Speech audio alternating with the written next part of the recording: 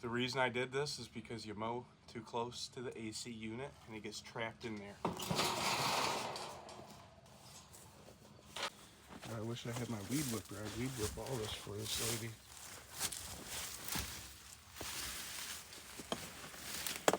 Alright, we're in. So let's take it apart together. There's a little frog right here watching me. Pretty cool life, man. Hold disconnect. Take out all these screws. Alright, so first thing we do is prep our wire.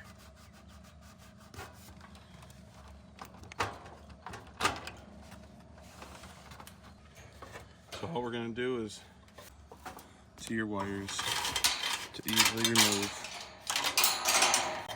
gently and carefully. I already went around and did all the bottom screws.